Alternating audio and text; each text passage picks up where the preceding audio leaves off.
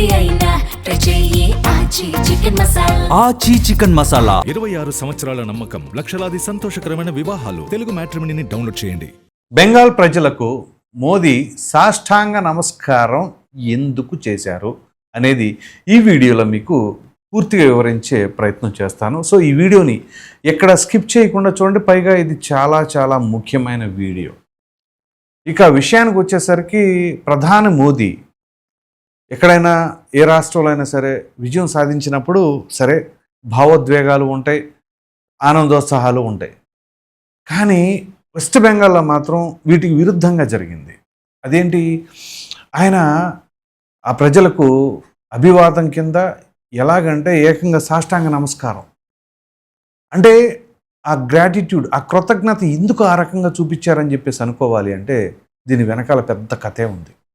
ఇది ఆషామాషి వ్యవహారం కాదు. ఎందుకంటే మమతా బెనర్జీ అధికారంలోకి వచ్చిన తర్వాత కలకత్తా చాలా వరకు కూడా మన చేయి జారిపోయిందని చెప్పేసి అనుకోవాలి బెంగాల్.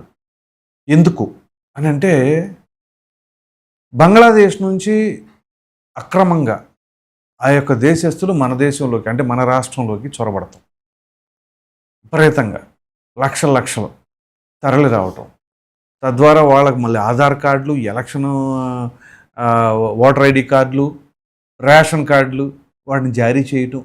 అంటే మన దేశ సంపద, మన దేశానికి చెందవలసినటువంటి, మన దేశ ప్రజలకు చెందవలసినటువంటి ఫుడ్ ఐటమ్స్ కావచ్చు, పథకాలు కావచ్చు, ఏదైనా సరే పథకాల ఫుడ్ ఐటమ్స్ పోయినాయి. కానీ మన దేశ భద్రత పోతుంది కదా. మరి అటువంటిది అంత ఇదిగా ఎలా చేస్తున్నారు అనేది ఒకటి. పాయింట్ నెంబర్ 2, చాలామందికి డౌట్ వస్తుంది, అదేంటి కేంద్ర బలగాలే కదా బార్డర్లో ఉండేది, మరి అటువంటిప్పుడు మమతా బెనర్జీ ఏం చేయగలుగుతుంది, బార్డర్ సెక్యూరిటీ ఫోర్స్ ఉంటుంది కదా, వాళ్ళు ఆపాలి కదా అని. కరెక్టే మీరు అనేది. కాకపోతే బార్డర్ సెక్యూరిటీ ఫోర్స్ అనేది కేంద్ర ప్రభుత్వం పెట్టవలసిన బాధ్యత వాళ్ళపైన ఉంటుంది. అయితే దానికి ఆ ఫెన్సింగ్ కావచ్చు, ఆ రక్షణ గోడ కావచ్చు, ఏది చేయాలి అన్న భూమి కల్పించవలసింది రాష్ట్ర ప్రభుత్వం. ఏవేవో కారణాలు చూపించి దానికి భూమి కేటాయించలేదు మమతా బెనర్జీ ప్రభుత్వం. దాని వలన ఎందుకు ఆయా కారణాలు చూపించడం అంటే ఇదే కారణం.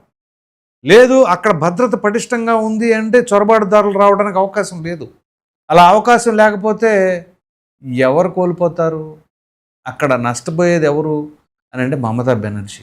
సో అందు గురించే అక్కడెక్కడా కూడా ఆ ఫెన్సింగ్ కానీ ఆ కాంపౌండ్ వాళ్ళకి కానీ అవకాశానికి లేకుండా, వాళ్ళకి భూ కేటాయింపు చేయకుండా అడ్డుకున్నది మమతా బెనర్జీ. సో మీరు గమనించినట్లయితే మొన్న ఎన్నికలు ఎప్పుడైతే ఫలితాలు వెలువడ్డాయో బీజేపీ జెండా ఎగురుతుంది అని చెప్పేసి కనపడిందో నెంబరు, ఆటోమేటిక్గా పెట్టి బేడా సర్దేసుకుని వెళ్ళిపోయారు. చూసారా ఎందుకు వెళ్ళిపోయారు అని అంటే కారణం ఇదే, వీళ్ళు అక్రమంగా చొరబడ్డారు. ఆల్రెడీ నేను ఒక వీడియో కూడా చేశాను, బెంగాల్ టు బంగ్లా పరార్ అని చెప్పేసి. సో వాళ్ళు ఎందుకు అలా పారిపోవాల్సి వచ్చిందంటే ఇది, అంటే వాళ్ళు అక్రమ చొరబాటుదారులు అని చెప్పేసి వాళ్ళు పారిపోతున్న తీరుని బట్టి అర్థం కావట్లేదా. సో అంటే మన దేశ రక్షణకే చాలా ఇబ్బంది కలిగే పరిస్థితి. సో ఆ రకంగా వీళ్ళ యొక్క అధికారం కోసం, వీళ్ళ పెత్తనం కోసం దేశం సర్వనాశనం అయిపోయినా పర్వాలేదు అనే తరహాలో తీసుకున్న నిర్ణయాలే వాళ్ళు. సో ఇప్పుడు సుమారుగా ఆ బార్డర్ ఎంత ఉంటుందో తెలుసా, 127 కిలోమీటర్లు అనమాట. 127 కిలోమీటర్లు ఈ బంగ్లాదేశ్కి వెస్ట్ బెంగాల్కి బార్డర్ ఉన్నది. ఆ 127 కిలోమీటర్లో సరైన భద్రత లేకపోతే ఇంక ఎప్పుడో ఎవరైనా వస్తారు, ఎవరైనా వెళ్తారు. ఇక మనం ఇంట్లో తాళాలు ఓపెన్ చేసి పెట్టినట్టే దొంగలను ఆహ్వానించుకుంటారు, అది పరిస్థితి. సో ఇప్పుడు తాజాగా ఫామ్ అయిన సువేందా అధికారి ప్రభుత్వం అంటే బీజేపీ ప్రభుత్వం బెంగాల్లో ఆ భూ కేటాయింపులు చేసేసింది. ఇక ఆ పటిష్టమైన భద్రత, ఆ ఫెన్సింగ్, ఆ కాంపౌండ్ వాళ్ళ నిర్మాణం అన్నీ వేగంగా జరగబోతూ ఉన్నాయి.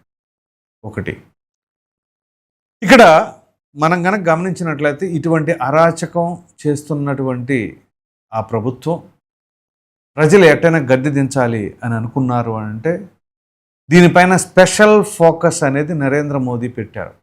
అమిత్ షా గారు సైతం అక్కడే ఆయన తిష్టేసుకొని కూర్చొని అనేక రకాలైన ఎలక్షనీరింగ్, ప్రజలకి ధైర్యం నింపటం, మోదీ గారు అనేక సందర్భాల్లో అక్కడ ప్రజలకి భరోసానిచ్చారు. మీరేం మాత్రం కూడా వెనకడుగు వేయకండి, ప్రతి ఒక్కరూ రండి, ఓటేయండి, ఎవరికి భయపడవలసిన అవసరం లేదు, మీకోసం నేనుంటా అని చెప్పేసి వాళ్ళకి ధైర్యాన్ని నింపి కేంద్ర బలగాలను సైతం అక్కడ మోహరింపచేసి 92% పైనే అక్కడ పోలింగ్ నమోదైంది. 92.47% టు బి ప్రిసైజ్. అంత పర్సంటేజ్ నమోదైంది అంటే దానికి గల కారణం ఏంటి? ప్రజల్లో ఆ ప్రభుత్వం పట్ల ఉన్న వ్యతిరేకత. ఎప్పుడు వదిలించుకుందామా అని చెప్పేసి కసితో ఉన్న ప్రజలు. కానీ బయటకు వస్తే ఈ అల్లరి మోకలు, దాడులు, దాష్టికాలు చేస్తారనే భయం, ఆ భయాన్ని పోగొట్టింది కేంద్ర ప్రభుత్వం. సో అందు గురించి ఆ రకంగా ప్రజలు వచ్చేసి ఓటింగ్ వేయటం జరిగింది, వాళ్ళ హక్కును ఉపయోగించుకున్నారు. అందుకునే మమతా బెనర్జీకి అవి మింగుడు పడక నేను ఓడిపోవాలా, నేను రాజీనామా చేయను, పిచ్చి పెట్టిన వాళ్ళలాగా మాట్లాడుతూ ఉండటం. సో ఇంకా చెప్పవలసి వస్తే మీకు క్యాలిక్యులేటెడ్గా చెప్తాను. 2011లో అంటే 2011లో first time Mamata Banerjee CM అయింది. అప్పుడు బీజేపీ కేవలం 4.06% ఓటింగ్ మాత్రమే వచ్చింది, ఒక్క సీటు కూడా గెలవలేకపోయింది. ఆ తర్వాత 2014 పార్లమెంటరీ ఎన్నికల్లో బీజేపీ 2 స్థానాలను గెలుచుకుంది. బీజేపీకి ఈ 2 బాగా అచ్చొచ్చిందేమో, కానీ అప్పుడు అంతే, కేంద్రంలో కేవలం 2 స్థానాలతో మొదలైంది వీళ్ళ ప్రయాణం. ఇవాళ 3 పర్యాయాలు కంటిన్యూస్గా ఉంది అధికారంలో. సో ఇక 2016 అసెంబ్లీ ఎన్నికలకు వచ్చేసరికి 3 ఎమ్మెల్యే స్థానాలు మాత్రం గెలుపొందింది. ఇక 2019 సార్వత్రిక ఎన్నికల్లో 18 స్థానాలను గెలుచుకుంది బీజేపీ. తర్వాత 2021 మరలా అసెంబ్లీ ఎన్నికల్లో 77 స్థానాలకు ఎగబాకింది అసెంబ్లీ స్థానాలకు వచ్చేసరికి. ఇక 2024 పార్లమెంటరీ స్థానాల్లో కేవలం 12 మాత్రమే రావడం జరిగింది. ఇక తదుపరి ఇప్పుడు అసెంబ్లీలు సౌత్ వాషౌట్ చేసేసింది అనమాట. సో ఆ రకంగా వాళ్ళ ప్రస్థానం ఎక్కడి నుంచి ఎక్కడ మొదలైంది? 15 ఏళ్లలో జీరో సీట్స్ ఉన్న బీజేపీ ఇవాళ 200 పైనే సీట్లు సంపాదించి కేవలం 15 ఏళ్లలో.